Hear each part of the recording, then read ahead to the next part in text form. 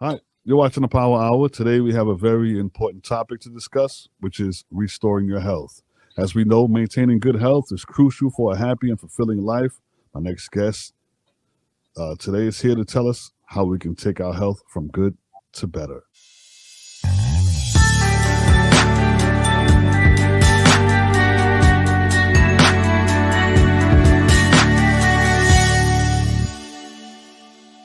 Ladies and gentlemen, please welcome Janica Rasmussen. Janica, how are you? Good. How are you? I'm doing pretty good. Thank you for coming back to the show. It's always Thank a you for pleasure. having me back. Absolutely, absolutely. Now we're talking about restoring health. Now, when we talk about restoring health, what do we mean when we say that? Yeah, so that's such a huge thing going on in the world right now, right? Most of current medicine is we have a symptom, we go to the doctor, and we get a pill, right? We are Right. treating kind of that organ dysfunction. Currently in the US, there's over like 220 million prescriptions for statin drugs, which are a medication that help treat high cholesterol. And we kind of live in this world where we think, we have this symptom, we go to the doctor, we get this pill, and it's going to treat it. When reality is, we are never getting to the root cause of why. Why all of a sudden are we having high cholesterol? Why do we have hypertension? We've kind of gotten into this like perception in America that we age, we should be on multiple prescriptions. The average, American over 65 years of age is on 14 prescriptions. And that's kind of just what we're being told is how, medicine works nowadays. Right. That's the first thing they want to do when you go to the hospital is put you on some sort of pill. Yeah. A good friend of mine, a nurse, told me you can't really fix a dietary issue with a pill. Just change your diet. You know, Exactly. which makes a lot of sense. So what are some common health issues that people are facing today? You know, Yeah, so I mean, obviously, our big things are hypertension, high blood pressure, high cholesterol, type 2 diabetes. We're seeing more anxiety, depression, and we kind of all look at these as being very separate, right? And that's the other kind of issue with our healthcare system is that everything's specialized out. So there's no one person really looking at that whole picture. You do have that primary care physician, but it's so divided out that it's hard for them to even get that information back. And really, we're looking at these as separate issues when really it all comes down to inflammation in our body. And why do we have inflammation in our body? We have this inflammation because the energy in our cells is not functioning correctly. And why is it not functioning correctly? We have kind of this attack on our cells nowadays. It's our diet, it's, the chemicals in our food, it's the chemicals just in our environment exposure. We're being exposed to kind of over 80,000 chemicals in our daily environment. It's lack of sleep, it's poor sedentary life.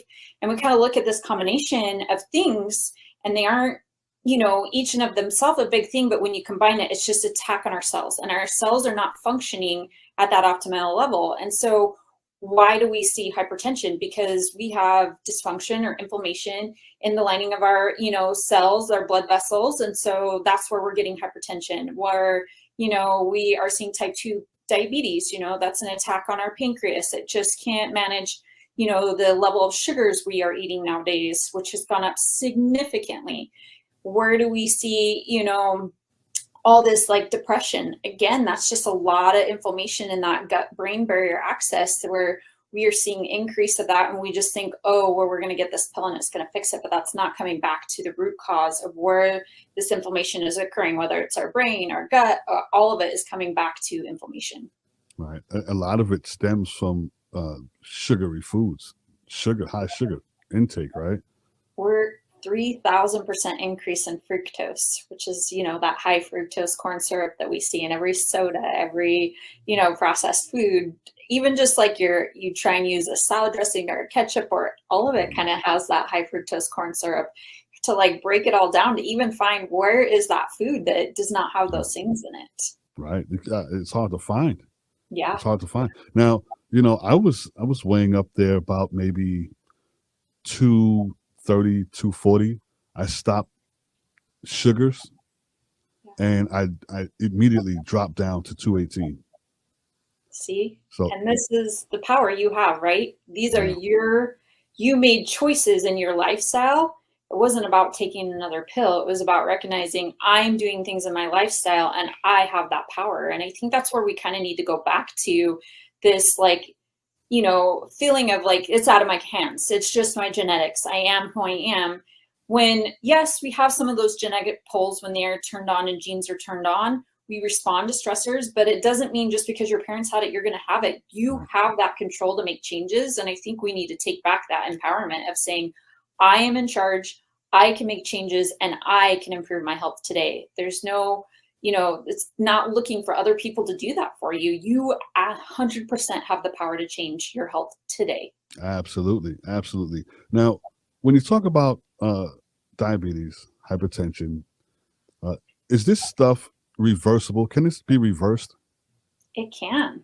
As we get some of that information out and we make those changes, when we look at our diet, we kind of like, there's all this information out there. And really what it comes back to is just when we look at cells, one of the biggest things is blood sugar dysregulation. And what we mean by that is well, do I eat this? Do I eat that? We really need to get back to whole foods, nothing processed, nothing in the center of the grocery store. We need to look at the outside, but it's also how we're eating our foods, right? Oatmeal is not a bad food. It has lots of nutrients, it has fiber and all these things. But if you just eat oatmeal in the morning, your blood sugars skyrocket and then they crash down. Okay. It's not that oatmeal in of itself is bad. It doesn't have any protein and it doesn't have any fat. And so we really need to look at that blood sugar levels. Our goal is to steady those out. And that doesn't mean never eating a carbohydrate. It means that you're not going to eat necessarily a donut and a, croissant for breakfast, but can I throw a sweet potato in my egg scramble? Can I, throw some protein in with my oatmeal? We want to just steady out those blood sugars. So part of it is, yes, eating whole foods, but making sure that we never just eat a carbohydrate by itself. You want to make sure that you pair your carbohydrates with a protein and fat so you're not seeing that big surge and that crash. That blood sugar dysregulation is what's leading to a lot of inflammation. It shows up in different cells, but that's one of the first steps as far as being able to manage that, is just really keeping a way of how we keep those blood sugar levels steady. So basically you want to find that balance, right? Yes. So yes. what would you say is the best breakfast we can start the day off with? Yeah, I mean, nutrient dense foods. So whole foods, whether you are one that loves smoothies, great. Adding more greens to that smoothie, making sure there's protein in that smoothie. Flax seeds are a great way to get some omega-3s. If you're an oatmeal lover, have your oatmeal, but look at more of the still cut oatmeals. Look at adding, whether you add protein powder to that, whether you add like a healthier nut butter into that, that can be a great way. If you love eggs, doing like an egg scramble, add some spinach, add some vegetables, making sure you're kind of mixing that up. I mean, I don't know that there's this black and white, but we really need to get away from processed foods and looking at getting some more of those whole foods into your diet. Right. And let's talk about physical activity. Yeah. So how much of that do we need to help this process? Yeah, obviously movement's huge. One of the big, like we talked about, is that sedentary lifestyle. There's a lot of information out there too, that even just that hour of working out in the morning and then sitting all day is really terrible on our metabolism. So yes, working out, things that get our heart rate up, lifting weights are huge. We have to lift weights, especially as we age. We need that. We've got to have, that muscle onto our body. So, finding your cardio, whether that is walking, running, jogging, there's no great black and white, you have to do this, but you do need to get your heart rate up every day. Walking is just fine if that's all you can do. I walk a lot of times with just a vest on to kind of get my heart rate up. But we also do need to add some weights, whether you do push-ups and do some of your own body weight stuff, or you go to the gym, do light weights. But we do need to build some of that muscle. That's a huge part of it. And then if you do have that job or you're sedentary all day, if you can get up and walk every 30 minutes, just walking a little bit, moving every day, whether every 30 minutes you stand up at your desk and do 10 little air squats, just keeping that movement throughout your day. Take the stairs when you can. It doesn't always have to be this huge thing. It's all the little things that kind of add up into that movement. Move as much as you can, as your day allows. Add in what you can to make sure you're getting that movement throughout your day.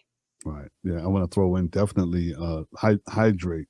right? Yes. Definitely Yes. want to stay Yes. hydrated. Is there any particular thing we should be drinking to stay hydrated? I mean, we all know water's important. You know, Yeah. you can start You your know, day people out. have their certain types of water they say, don't drink this kind, or don't drink that kind, or put this in it, don't put that in it. What do you Yeah, suggest? and so much hype about all of Yeah. that. I mean, me personally, like I like to start my day out with just a little glass of like either lemon and sea salt or apple cider vinegar. And then throughout the day, making sure I drink water. I like lemon in my water. You can Mm. hear all the research on the alkaline waters, different waters. Obviously, the more like filtered, healthy water you can get, the better. You know, I think we're all doing the best we can. I will just take that people are actually getting water in every single day. Yeah, yeah. Water is that. Now, like I said, I cut all of the sugars out. I cut soda, juice. I don't drink anything but water. Good for you. Yeah. Yeah, and it's Well, like as soon as I did that, like I said earlier, as soon as I did that, I seen a huge change. that liquid sugar actually kind of really annihilates the liver more than it does if you eat it. So it just hits it harder, it hits it faster. It's just not able to metabolize it as efficiently. So, you know, when we talk about like anything that has that high fructose corn syrup, even juice, you could fresh squeeze it. It's still without eating that with protein and fat it's just a lot of sugar to hit the liver at one time. So any liquid sugar is just a lot harder on your liver. All right, it's always a pleasure having you drop in and give us these health tips.